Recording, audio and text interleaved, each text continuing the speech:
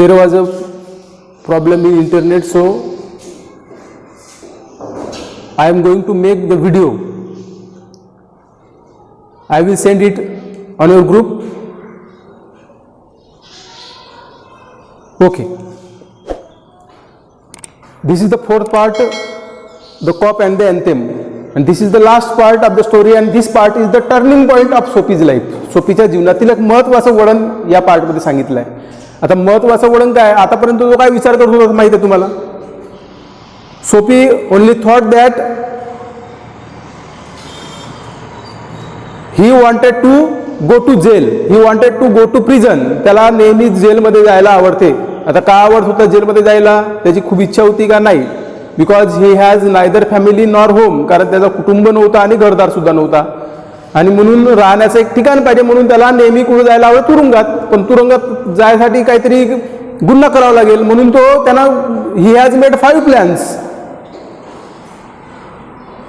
In the previous class we have seen the 5th plan. What is the 5th plan? What was the 5th plan? 5वा plan कोणता होता तुम्हाला माहिती आहे, तो सांगितलाय तुम्हाला मी. 5वा प्लॅन कोणता होता तो?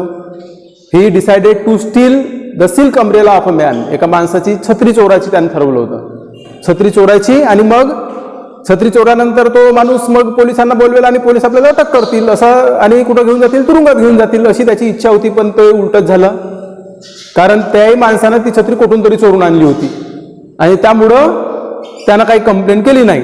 Means the man did not report the police, so police would not come there, and Soapy was not arrested. आणि शेवटी त्याला अटक नाही झाली. मग म्हणजे त्याचा 5वा प्लॅन सुद्धा काय झाला, अनसक्सेसफुल झाला, फसला. त्याचा 5वा प्लॅन सुद्धा फसला. म्हणजे 5वा प्लॅन काय झाला, अनसक्सेसफुल झाला, फेल झाला त्याचा 5वा प्लॅन. नाही, मग आता ही वॉज टोटली डिसअपॉइंटेड. तो आता एकदम निराश झाला होता. आता निराश अवस्थेमध्ये तो फिरत फिरत कुठं गेला पा, आणि त्यानंतर मग त्याच्या जीवनाला एक वेगळं वळण मिळालं, एक वेगळं काहीतरी त्याच्या जीवनात घडलं. आता काय घडलं, काय डिसाईड केलं त्यानं, काय झालं ते त्यानं, आता मग तो आपण पाहणार आहोत. आपण पाहता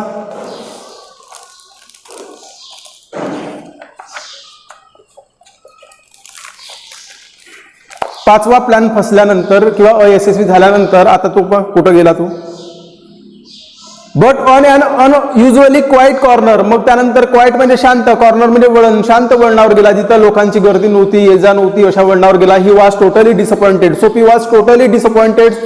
सोपी वॉज टोटली अपसेट. एकदम हताश झाला होता, निराश झाला होता सोपी. कारण सोपीची इच्छा काय होती, सोपीचं स्वप्न कोणतं होतं, he wanted to go to jail. जेलमध्ये जाण्याची इच्छा होती, प्रिझनमध्ये जाण्याची इच्छा होती, तुरुंगात जाण्याची इच्छा होती, आणि त्यासाठी त्यांना प्लॅन तयार केले होते. पण प्रत्येकच plan, every plans were unsuccessful. Each and every plans were unsuccessful. म्हणजे प्रत्येक प्लॅन काय झाला, अयशस्वी झाला. Every plan was unsuccessful, not successful. आणि त्यानंतर मग तो फिरत फिरत असा चालत राहिला. तो आता कुठं जायचं, का करायचं, आता काय करायचं, म्हणजे आता तो जेलमध्ये जाणार नव्हता, मग आता जेलमध्ये जायचं नाही, मग का करायचं आता, कारण आता त्याचं स्वप्न पूर्ण झालं नव्हतं. मग तो कुठं जाण्याचं स्वप्न, त्याचं स्वप्न काय होतं, जेलमध्ये जाण्याचं स्वप्न होतं, ते काय पूर्ण नाही झालं. त्यामुळे तो फिरत फिरत कुठे गेला पा, but on an unusually quiet corner. Quiet म्हणजे शांत, कॉर्नर म्हणजे वळण. शांत वळणावर तो निघाला, जिथं लोकांची गर्दी नव्हती, ये जा नव्हती, वाहन येणं जाणं नव्हतं, लोकांचं येणं जाणं नव्हतं, अशा कॉर्नरमध्ये दिला. Soapy came to a standstill. Standstill म्हणजे थांबणे. तिथे थांबला तो, विचार करत राहिला आता काय करायचं. कारण आता त्याला त्याचं घर, म्हणजे त्याचं घर कोणतं, आता तुरुंग घर होतं, कारण त्याला घरदार नव्हतं ना, त्यामुळे त्याला तुरुंगात जायला आवडत होतं, आणि ते काही आता त्याला भेटणार नव्हते. म्हणून तो आता कसं करायचं, कसं जगायचं, हा प्रश्न त्याच्यासमोर निर्माण झाला. कसं जगायचं, how to live, how to survive, कसं जगायचं आता. कारण त्याला घरदार नसल्यामुळे जेवणाचा प्रश्न येत होता, खाण्याचा प्रश्न येत होता, राहण्याचा प्रश्न येत होता. जेलमध्ये गेला असता तर ह्या दोन्ही प्रश्न सुटले असते, म्हणजे राहता आला असतं आणि खाणं घेणं सुरू राहिलं असतं, बरोबर आहे का नाही.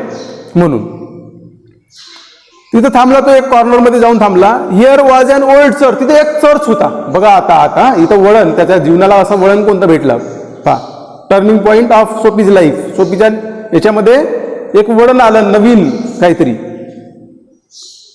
Here was an old church. Old म्हणजे जुना, चर्च माहिती आहे तुम्हाला. क्वाइंट विलक्षण and rambling and gabled. Quaint म्हणजे काय होते, विलक्षण, रॅम्बलिंग म्हणजे अवाढव्य आणि गॅबल्ड म्हणजे निमुडते. चर्चचं वर्णन केलं आहे. It was the description of church. चर्चचं वर्णन करताना काय म्हटलंय लक्षात ठेवायचं, अंडरलाईन करा. Old church, old, quaint, rambling and gabled. It was the description of church. Church कसा होता, चर्च विलक्षण होता, अवाढव्य होता आणि निमुडता चर्च होता. आणि कसा होता, जुना होता एकदम चर्च. त्या चर्च जवळ येऊन थांबला तो. आता तिथं समोर चर्च होता आणि हा इथं थांबला. थ्रू वन व्हायलेट स्टेन विंडो व सॉफ्ट लाईट ग्लोड. तिथून एक प्रकाश येत होता, त्या एका खिडकीतून व्हायलेट जांभळट रंगाचा प्रकाश येत होता त्या चर्चमधून. त्याला पाहिलं. Where no doubt the organist. आता ऑर्गनिस्ट म्हणजे काय होते, ऑर्गन वाजवणारा. आता ऑर्गन म्हणजे काय, ऑर्गनचे दोन अर्थ आहेत. ऑर्गन म्हणजे अवयव होते ना, the parts of body parts, त्याला ऑर्गन म्हणतात. पण इथं त्या अर्थाने नाही आलाय. ऑर्गन मीन्स त्याला तंतुवाद्य म्हणतात. हा एक सितार, जसा सितार आहे, गिटार आहे, व्हायोलिन आहे, फ्ल्यूट आहे, तसा एक हे आहे. हा ऑर्गन हा एक वाद्य आहे, वाद्याचा प्रकार, वाद्य आहे. ऑर्गॅनिस्ट म्हणजे काय होते, ऑर्गॅनिस्ट म्हणजे ऑर्गन वाजवणारा. जसा सितार, गिटार तुम्हाला माहिती आहे ना, वाद्य हे आहे, फ्ल्यूट आहे, बासरी आहे. तर अशा प्रकारचं एक वाद्य आहे ऑर्गन. तर ऑर्गॅनिस्ट म्हणजे ऑर्गन हा वाद्य वाजवणारा. काय करत होतो बा ऑर्गॅनिस्ट. तिथून काय दिसलं त्याला, चर्चमध्ये काय काय घडताना दिसलं. एक ऑर्गॅनिस्ट, एक माणूस होता जो ऑर्गन वाजवत होता. ऑर्गॅनिस्ट. लॉयटर म्हणजे हात फिरवणे, बोट फिरवणे. Over the keys. तिथल्या ते तारा होते, त्या तारावरून किंवा त्या ऑर्गनला तार असतात, जसं सितार गिटारला कसे तार असतात किंवा बटन असतात किंवा हे जे काही असेल, तर त्याच्यावर तो प्रॅक्टिस करत होता. आता कशाची प्रॅक्टिस पहा, making sure of his mastery of the coming sabbath anthem. अँथेमची प्रॅक्टिस करत होता. एक प्रेयर सॉन्ग तो बनवत होता त्या वाद्यावर. त्या वाद्याचा मदत घेऊन, त्या वाद्याची मदत घेऊन तो एक अँथेम म्हणजे प्रार्थना गीत बनवत होता. For there drifted out to Soapy's ear sweet music.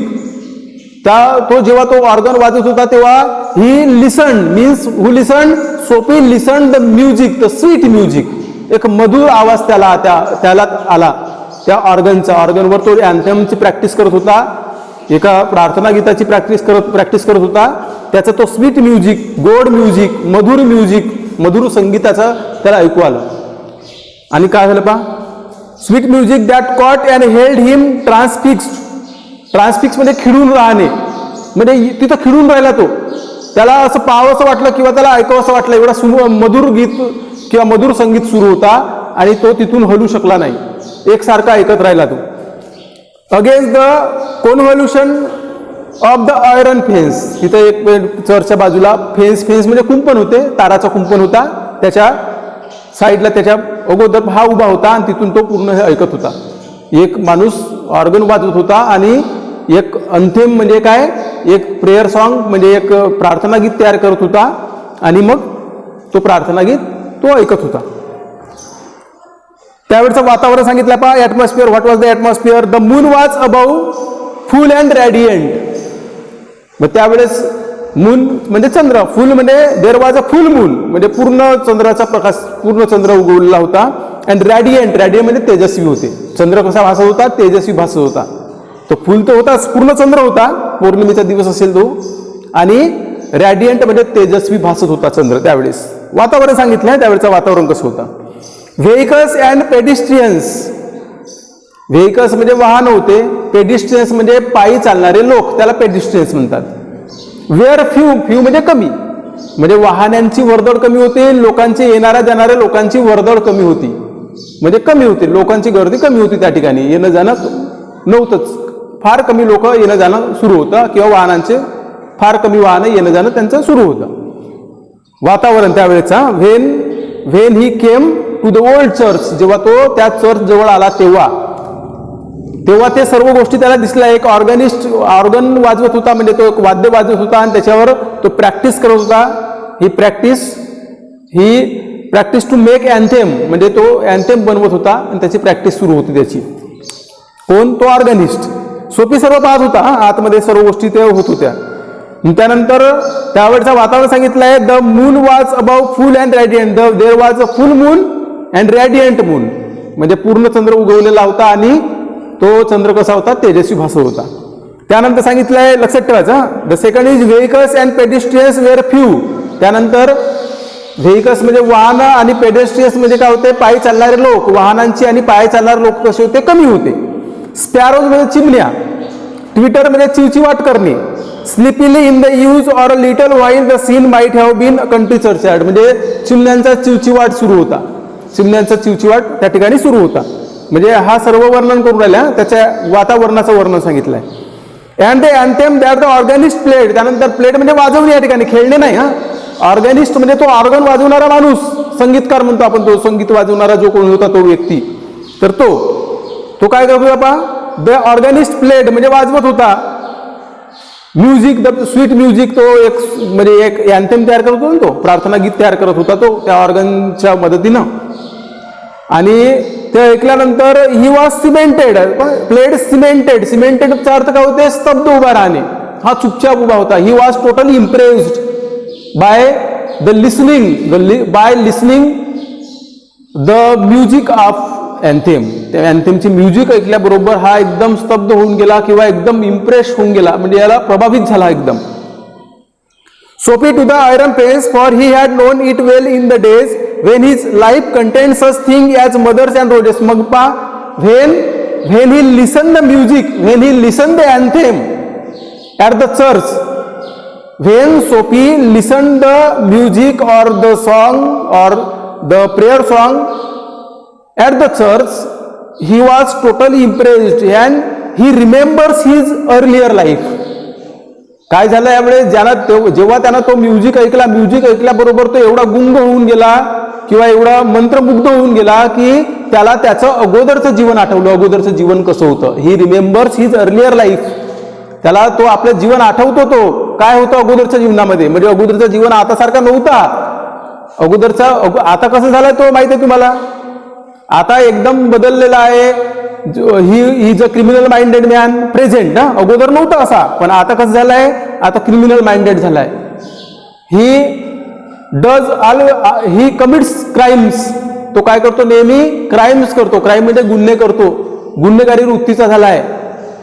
आणि त्याला गुन्हे करणं आवडते, गुन्हे करणे आवडते आणि तुरुंगात जाणं आवडते. आता अगोदर नव्हता तसा, अगोदरचा लाईफ सांगितलाय पा, त्याला अंडरलाईन करा. सांगितलंय थिंग्स ॲज मदर्स, त्याला त्याची आई आठवली. आता केव्हा, when he listen the music, when he listen the prayer song, जेव्हा त्यांना तो प्रार्थना गीत ऐकल्याबरोबर त्याच्या मनात त्या आठवणी आल्या, त्याच्या ज्या जुन्या काळामध्ये अगोदर कसा होता तो, अगोदरचं जीवन कसं होतं, काय होतं त्याच्या जीवनामध्ये अगोदर, काय काय होतं पहा ते सांगितलंय. मदर्स म्हणजे आई होती. अँड रोडेस, रोडेस म्हणजे आता गुलाब होते, पण या ठिकाणी रोडेस मीन्स जॉयफुल लाईफ, आनंदी जीवन. रोडेस सिम्बॉलाइज अ जॉयफुल लाईफ, म्हणजे आनंद जीवनाचं प्रतीक आहे ते रोजेस म्हणजे त्याचं जीवन कसं होतं, आनंदी जीवन होतं.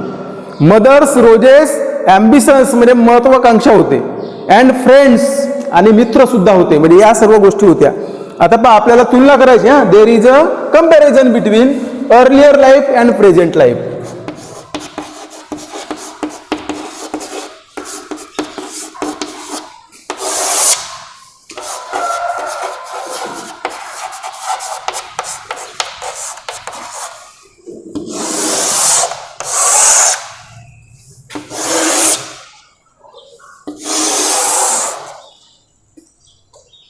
अर्लियर लाईफ म्हणजे पूर्वीचे जीवन, अगोदरचे जीवन कसं होतं त्याचं, अगोदरच्या जीवनामध्ये काय काय होते. मदर्स,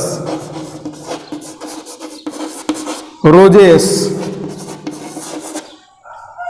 सांगितलं पा, मदर, रोजेस, ॲम्बिशन्स. ॲम्बिशन्स म्हणजे महत्वाकांक्षा होत्या, त्याच्या काही महत्वाकांक्षा होत्या, त्याचं स्वप्न वेगळं होतं, असं नव्हतं. म्हणजे he did not think about he was a criminal man, म्हणजे तो क्रिमिनल बनेल, गुन्हेगार बनेल आणि त्याला तुरुंगात जाणं आवडेल, अगोदर असा परिस्थिती नव्हती. त्याच्या महत्वाकांक्षा होत्या, त्याचे काही वेगळे स्वप्न होते, पण ते स्वप्न काही पूर्ण होऊ शकले नाही. आणि म्हणूनच तो या जगतामध्ये आला, गुन्हेगारीच्या जगतामध्ये आला. तो का मदर, रोजेस, ॲम्बिशन्स, फ्रेंड्स काय मित्र होते त्याचे. इमॅक्युलेट थॉट,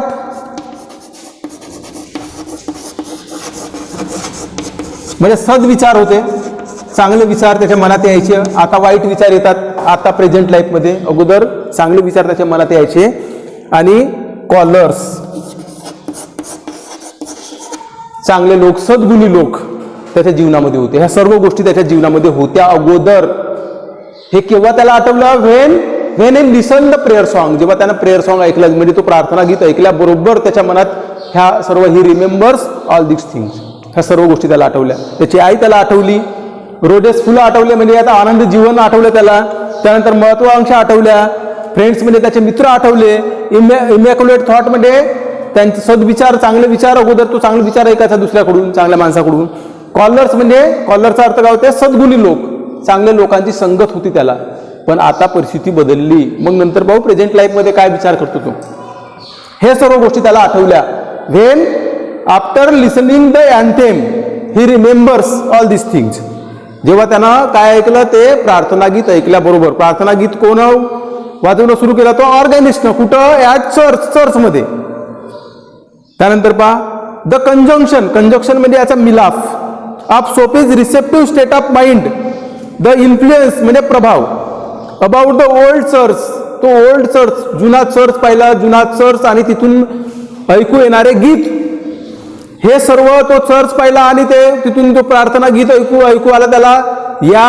यांनी त्याच्यावर मनावर एवढा प्रभाव केला का तो he wanted to be a good man, त्याला चांगला माणूस बनण्याची इच्छा झाली.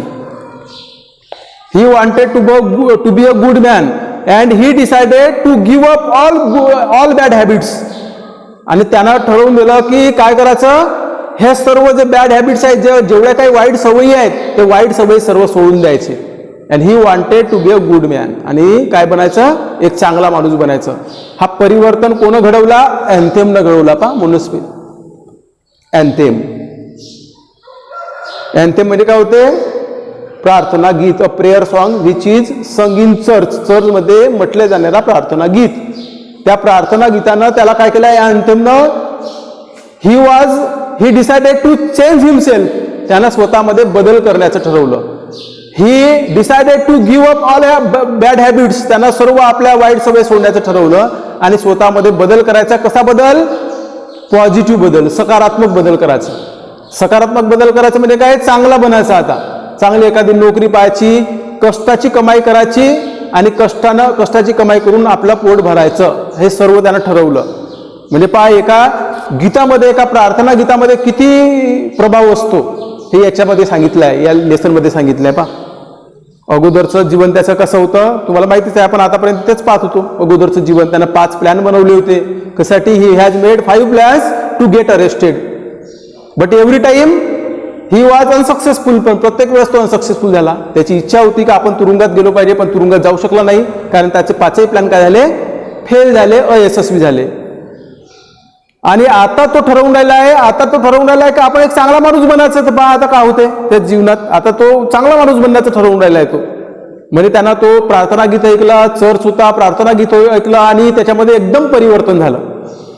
ही viewed with rising horror in the pit into which he had tumbled. म्हणजे तो ज्या याच्यामध्ये गुन्हेगारी जगतामध्ये होता किंवा गुन्हे नेहमी करायचे, त्याच्यातून त्याला आता बाहेर निघायचं होतं.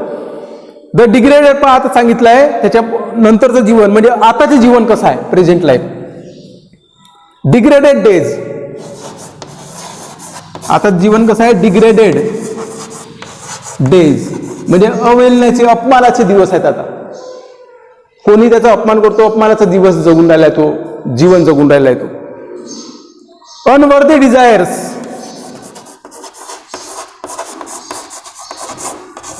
म्हणजे डिझायर्स कसे आहे? डिझायर्स म्हणजे इच्छा.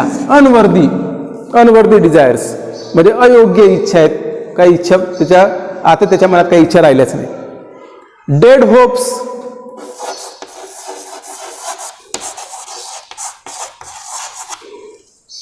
होप्स म्हणजे आशा.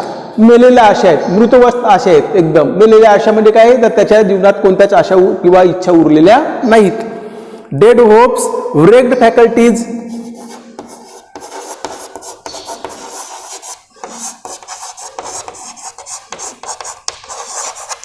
कार्यशक्ती कशी आहे, रेड फॅकल्टीज म्हणजे काय होते, नष्ट झालेली कार्यशक्ती. आता काही त्याला काम करण्याची इच्छा नाहीये, म्हणजे आता फक्त त्याला फुकट खाण्याची सवय होऊन बसली आहे. आणि म्हणून त्याला वाटते का फुकट खायचं असेल तर कुठं जायचं, तुरुंगात जायचं. मग तुरुंगात तर आपोआप जाणार नाही, मग काय करायचं, गुन्हे करायचे. गुन्हे केले म्हणजे पोलीस पकडून नेतील, कुठं टाकतील, तुरुंगात टाकतील आणि आपल्याला फुकटचं खायला मिळेल. म्हणजे ही वॉज लेझी मॅन. आता he is a lazy man. आता काय झालाय, एकदम तो आळशी झालाय, म्हणजे त्याची कार्यशक्ती काय झाली आहे, नष्ट झाली आहे. And base motive that made up his existence. आणि जीवनाचा निरर्थक उद्देश आहे त्याच्या जीवनात. म्हणजे आता पहा, हे लक्षात ठेवायचं तुम्हाला, हा diagram.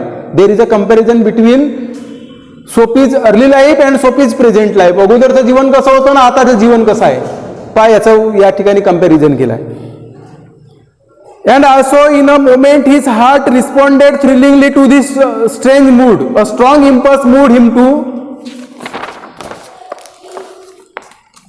battle with his disparate fact. पण आता त्याला स्वतःला पूर्णपणे बदल करायचा आहे, स्वतःमध्ये पूर्ण बदल करायचा आहे, सर्व त्या गुन्हेगारी जगतातून बाहेर निघायचं आहे. आता कोणताही गुन्हा करायचा नाही, कोणताही अपराध करायचा नाही आणि आता कधीही जेलमध्ये जायचं नाही असं तो ठरवतो. He decided to give up all bad habits. He decided to give all crimes.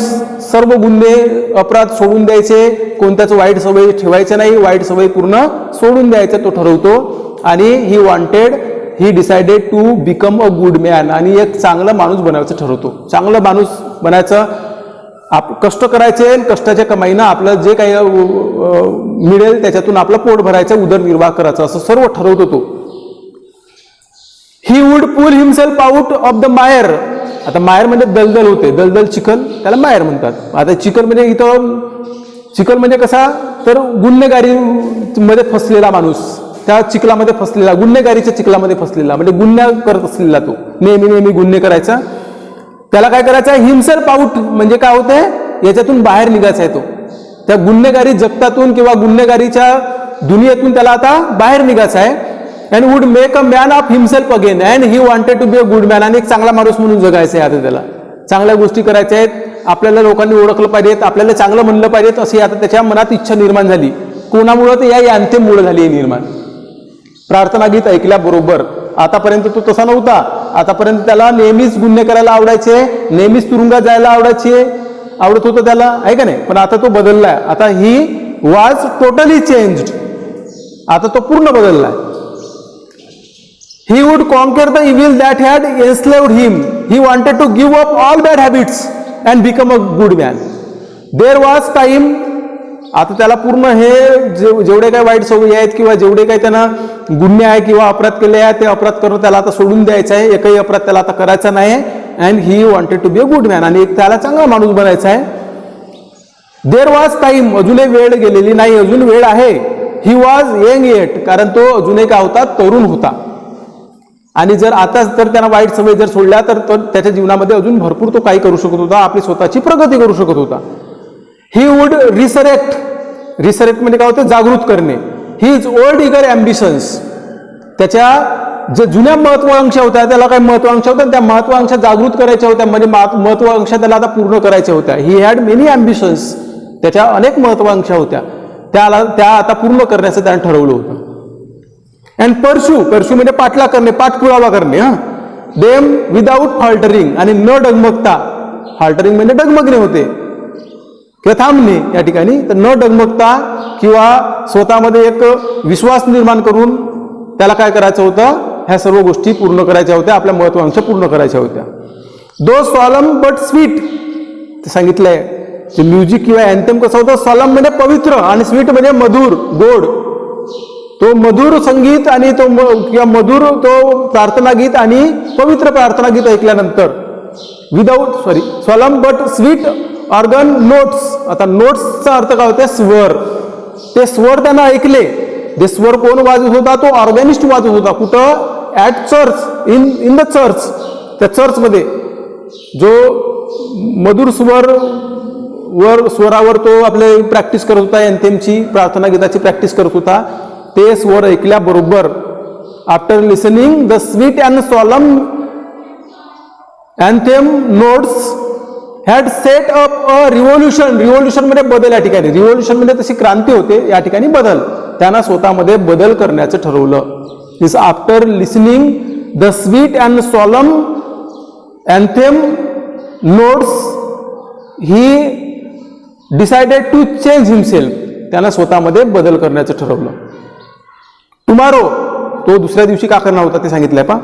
Tomorrow he would go into the roaring downtown district. त्यानंतर तो पुन्हा त्या जिल्ह्याच्या ठिकाणी जाणार होता जिथं गर्दीच गर्दी असते. लोक नोकरीसाठी त्या ठिकाणी जातात किंवा कामधंद्यासाठी जातात, काम करतात त्या ठिकाणी. तो तिथे जाणार होता दुसऱ्या दिवशी. म्हणजे ठरवून राहिलाय तो का उद्या आपण काय करू, उद्या आपण त्या जिल्ह्याच्या ठिकाणी, त्या एखाद्या सिटीच्या ठिकाणी जाऊन आपण आपला कामधंदा शोधून आणू किंवा आपण एखादा जॉब शोधून आणू, नोकरी शोधून आणू. अँड फाइंड वर्क, फाइंड म्हणजे शोधणे, वर्क म्हणजे काम, आणि काम शोधासाठी तो जाणार होता दुसऱ्या दिवशी. Next day he would go to search a job. Search म्हणजे शोधणे, जॉब म्हणजे नोकरी, काम, काम शोधण्यासाठी तो जाणार होता दुसऱ्या दिवशी. अ फर इम्पोर्टर, फरचा अर्थ लोकर होते. फर म्हणजे लोकर,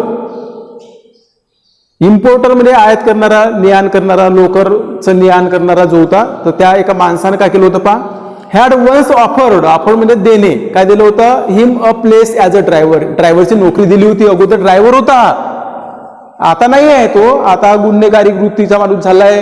पण अगोदर त्याला एक नोकरी भेटली होती. He had a job of a driver. ड्रायव्हरचा जॉब होता त्याला अगोदर, आणि तो आपल्या त्या जॉबमधून जे काही कमाई येईल त्याच्यातून आपला उदरनिर्वाह करायचा आणि आपल्या महत्वाकांक्षा पूर्ण करण्याचा काय करायचा, प्रयत्न करायचा तो. He would be somebody in the world, म्हणजे तो जगामध्ये त्याला काहीतरी बनण्याची इच्छा होती, एक चांगला माणूस बनण्याची इच्छा होती. He would be a good man in the world, जगामध्ये एक चांगला माणूस बनायचं. लोकांनी म्हटलं पाहिजे का हा चांगला माणूस होता किंवा चांगला माणूस आहे असं म्हटलं पाहिजे, यासाठी तो जगणार होता.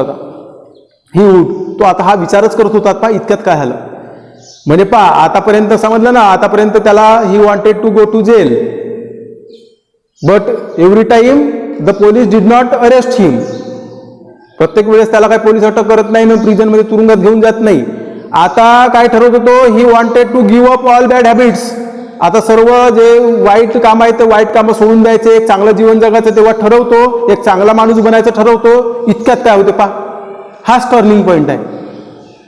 Sophie felt a hand laid on arm, त्याच्या खांद्यावर कोणतरी हात ठेवताना दिसते. हात ठेवल्याबरोबर काय होते पहा, he look quickly around into impassive face of policeman. त्याच्या खांद्यावर हात ठेवल्याबरोबर तो मागं वळून पाहतो, मागं वळल्याबरोबर त्याला एक पोलिसमॅन दिसते, म्हणजे पोलीसवाला दिसते. आणि तो पोलीसवाला काय म्हणतो पहा, what are you doing here आज the officer means policeman. Officer means the police officer. Police officer विचारतो का इथं तू का घुमलेला आहेस, इथं कोणालाही परवानगी नाही, जिथं परवानगी नाही तू इथं का करत आहेस. नथिंग सेट्स ऑफिसर, मला काहीच नाही, इथं फक्त असाच फिरून राहिलो, मला एक प्रार्थना गीत ऐकू आलं आणि त्यामुळे तो ऐकून राहिलो. देन कम अलॉंग, चल माझ्या बरोबर. मग तो ऐकण्याची एवढंच हे आहे ना, तर चल माझ्या बरोबर. सेट द पोलिसमॅन, म्हणजे पोलिसमॅन त्याला कुठं घेऊन गेला, the policeman took him into the prison, त्याला तुरुंगात घेऊन गेला. म्हणजे त्याची जी अगोदरची इच्छा होती ती इच्छा आता पूर्ण झाली. केव्हा इच्छा पूर्ण झाली, पण जेव्हा तो चांगला, म्हणजे पहा त्याचं नशीब पहा कसे आहेत. त्याचे नशीब मीन्स ही हॅड बॅड लक असं म्हणू शकतो आपण. त्याचे लक कसे आहेत, एकदम बॅड, वाईट लक आहेत त्याचे, वाईट नशीब आहेत त्याची. म्हणजे जेव्हा तो ठरवतो, when he decided to go to jail, when he decided to go to prison, जेव्हा तुरुंगात जायची त्याची इच्छा असते तर तेव्हा त्याला तुरुंगात टाकत नाही. आणि आता त्याला तुरुंगात जाण्याची इच्छा नसते, एक चांगला माणूस बनण्याची इच्छा असते, तेव्हा पोलीस त्याला तुरुंगात घेऊन जातात. पा अशी परिस्थिती असलेला माणूस सोफीचे नशीब पा कसे बदलले किंवा काय झालं त्याच्या नशिबात. म्हणजे त्याच्या अगोदरचा स्वप्न त्याचा आता पूर्ण झाला. जेव्हा त्याला नाही पाहिजे जेल, तेव्हा आता जेलमध्ये त्याला नेऊन राहिलं आहे. जेव्हा त्याला जेलची ह्या होती किंवा जेलमध्ये गेलो पाहिजे असं त्याला वाटत होतं, तेव्हा त्याला जेलमध्ये घेऊन नाही गेलं. आणि आता जेलमध्ये नाही गेलो पाहिजे असं वाटून राहिलं आहे, तर त्याला आता जेलमध्ये नेऊन राहिला आहे पोलीसवाला किंवा police. Then come along said the policeman 3 months on the island. Island म्हणजे जेल या ठिकाणी, हे लक्षात ठेवायचं. म्हणजे प्रिझन, प्रिझन म्हणजे तुरुंग, तुरुंगासाठी आलेला शब्द आहे. 3 months 3 महिन्याची जेल झाली त्याला. 3 महिन्याचा तुरुंगवास भोगावा लागला. तुरुंगात गेला तो 3 महिन्यासाठी. Means he is sent to prison for 3 months. 3 महिन्याची जेल झाली किंवा 3 महिन्याचा तुरुंगवास भोगावा लागला त्याला. कोण दिला अशी आज्ञा, सेट द मॅजिस्ट्रेट. मॅजिस्ट्रेटचा अर्थ होते न्यायाधीश. In the police court the next morning. दुसऱ्या दिवशी पोलीस जो न्यायाधीश आहे त्या न्यायाधीशानं आदेश दिला का याला कुठं घेऊन जायचा, 3 महिन्यासाठी याला तुरुंगात टाका असा आदेश दिला. आता का तुरुंगात टाकायचं त्याला किंवा तुरुंगवास का करावा लागला, त्याला भोगावा लागला? कारण तो विनाकारण, without any reason, he was loitering और he was roaming there, he was roaming in front of church, म्हणजे चर्चच्या समोर विनाकारण तो कोणताही कारण नसताना तिथं फिरत होता. आणि तसा तिथं फिरता येत नाही असा नियम असेल कदाचित, आणि म्हणून त्याला तुरुंगात टाकलं 3 महिन्यासाठी. म्हणजे पहा त्याचे नशीब पहा. अगोदर त्याला तुरुंगात जायची इच्छा होती, तो त्यासाठी he has made 5 plans to get arrested and he wanted to go to prison. आणि त्याला प्रिझनमध्ये जायची इच्छा असते, आपल्याला कोणतरी अटक केली पाहिजे, त्यासाठी तो 5 प्लॅन करतो. Every time he was unsuccessful, प्रत्येक वेळेस तो काय होतो, अयशस्वी होतो. प्रत्येकच वेळेस 5 प्लॅन त्याचे फसतात. म्हणजे जेव्हा त्याला तुरुंगात जाण्याची इच्छा असते तेव्हा त्याला तुरुंगात टाकत नाही, आणि जेव्हा तो चांगला माणूस बनण्याचं ठरवतो, means he wanted to be a good man, at the time the police arrested him and took him into the prison and the magistrate, the जज declared that he was imprisoned for 3 months, आणि त्याला 3 महिन्याची तुरुंगवासाची शिक्षा होते. या ठिकाणी ही कथा किंवा हा लेसन या ठिकाणी संपलेला आहे. Thank you very much.